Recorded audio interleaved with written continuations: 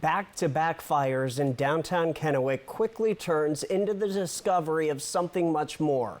While at the scene of the second fire behind a business on August 29th, the business owner approached Apple Valley News Now's Monique Ledesma. What she learned that night is part of an ongoing bigger problem. But what is the city doing to help stop the issues there that these business owners are facing? Monique says that is also a complicated issue. Good evening, everyone. This is a story I've been tracking down for several weeks. I met with business owners downtown. I met with the historic Downtown Kennewick Association. I talked with Police Chief Chris Guerrero with the Kennewick Police Department. And I also tried to get answers from members of the City Council as well as the mayor. Here's what I found out. Ken Day is owner of Dayco Heating and Air Conditioning on North Auburn Street. It's a business that has been part of the downtown historic Kennewick area since 1999. Day says he was born and raised in the Tri-Cities, but over the past few years, he says Kennewick is changing, and now so does the way he does business. The vagrants, the homeless downtown, now we have to keep our doors locked during normal business hours, and customers have to either call or knock on the door to come in because those other people would just walk in. It's not just people coming into his business randomly. His property is also getting destroyed. We also run into problems with graffiti down here. People, I don't know how I'll put it, but using the alley as a bathroom, 1 and 2.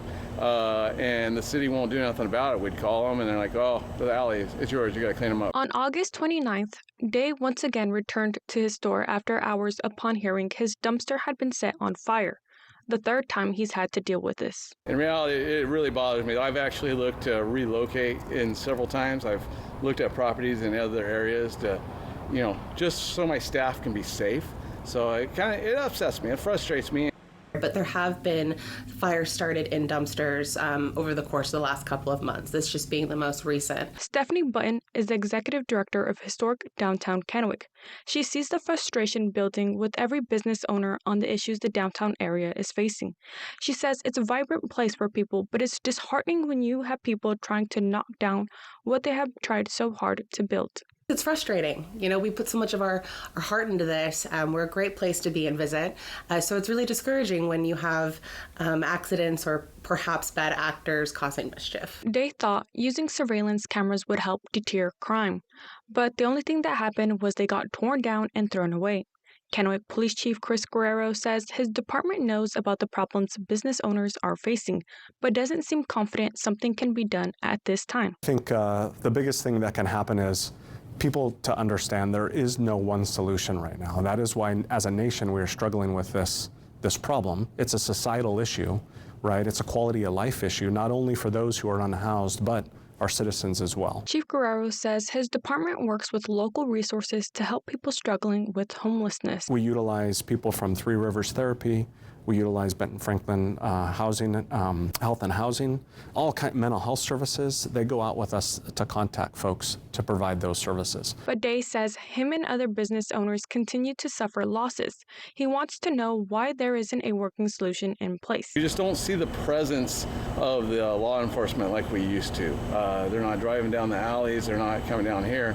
And so the question has to be, what's going on with the city? Every Thursday, an officer of ours dresses down in plain clothes and goes out with service providers and contacts the unhoused, provides them all kinds of services, supplies, different needs they may have. But to business owners like Day, it sounds like all the help is going to the ones causing problems, not to the businesses that are the livelihood of the citizens of Kennewick. I don't know what's going on with the city, if they just don't care about downtown anymore, or even with the police. I respect the police 100%, but has the city given them less resources? That is a question I wanted to talk with the city officials about. I reached out to the city on September 4th. They put me in touch with Dana Dollarhide, who is the lead communication specialist for the city of Kennewick. I asked Dollarhide if she could arrange for me to interview members of the city council or the mayor on the issues happening downtown. However, I was told all council members, the mayor, and the city manager's schedules were packed for the rest rest of the week. I asked Chief Guerrero if there were any resources the city could provide to help KPD with the ongoing problems. The city looks to us and asks for ideas. What are areas that we have needs with? And we continually, at this moment, are talking the most about, and the city has been very supportive in, the building of the recovery center. He says a barrier the city is currently facing is waiting for the recovery center to be up and running. We've received great state support from our local legislators on providing funding to make that a reality. Our city, they're always asking, and I would have no doubt if we had a need, they would supply it. I reached out again to Dollarhide on September 16th. When I didn't hear back that day, I reached out again on the morning of September 17th, asking for a council member or the mayor to talk about the ongoing problems. I received an email back from Dollarhide who said, in part, "Our police chief is the subject matter expert on these issues. The chief is deeply involved in both the public safety and the community outreach efforts regarding homelessness, and he has the most up-to-date information on any actions being taken in this area and throughout the city." I really just want answers for them to not throw their hands up as like, here's what we're doing. Here's our plan to make it better down here.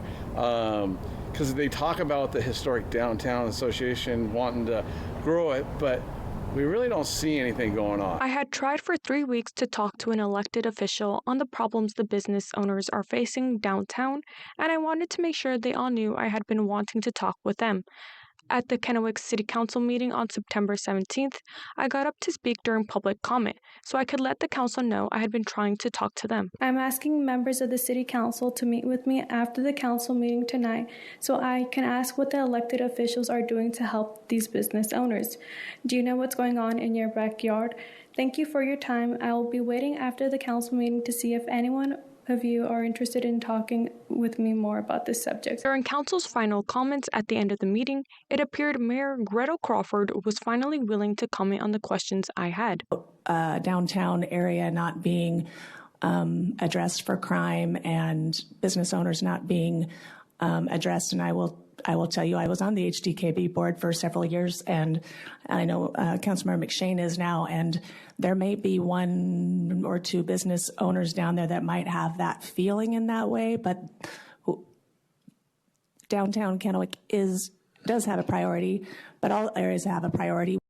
I waited after the meeting. Councilmember John Trumbo approached me after asking for the names of the people he could talk to, but declined to answer questions in an on-camera interview.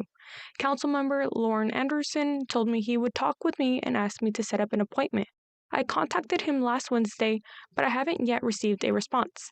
Chief Guerrero says when it comes to a solution, it's not something that will happen overnight. So the right answer, I think everybody has yet to find it. I think the way we'll get there the fastest is dealing with each individual where they're at. I reached out to the city of Kennewick one last time last Thursday morning. I wanted to ask Mayor Crawford what plan, if any, the council was working on to help businesses downtown, since that one question had not been answered by the chief or the council. I was told she is unfortunately too busy and could not meet. At this time, it's unclear what business owners like Ken Day can do to keep his employees and property safe outside of calling police sometimes after the damage has already been done. For Apple Valley News Now, I'm Monique Ledesma. Back to you.